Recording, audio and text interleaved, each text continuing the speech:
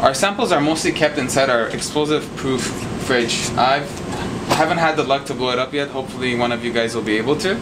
But basically when you open it up inside, there's not much in here yet, but just to simply tell you where every object is or every sample is, we have two kinds of antibodies over here.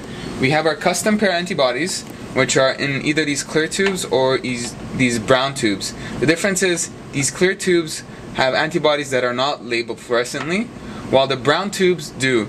And that the brown bottle itself just helps it, shields it from the light outside, so the fluorophores last a bit longer. So these are custom pairs, and basically to pair them you just have to look at the name and see what kind of animal it targets, and then you can choose another one that has that animal and basically create these kind of custom pairs, and you can mix and match them as you wish, as long as they obviously work together.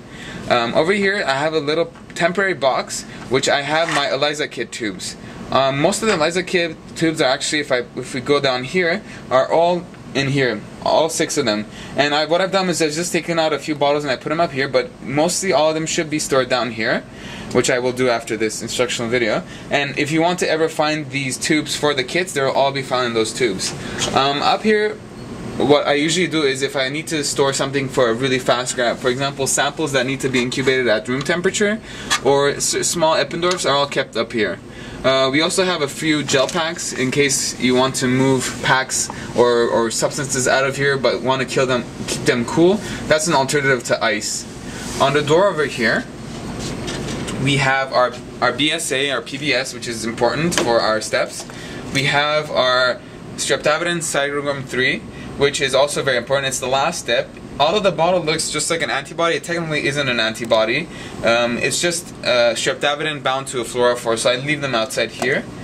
We have our PEG over here, and our solid BSA, which can be made into a solution eventually.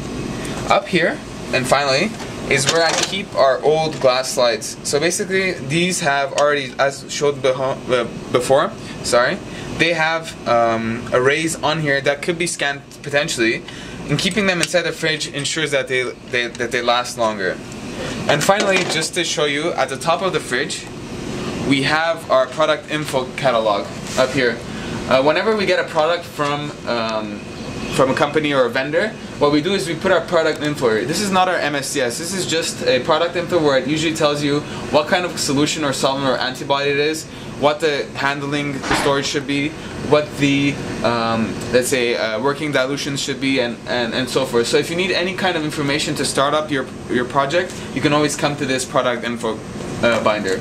And that's about it for our handling inside our lab.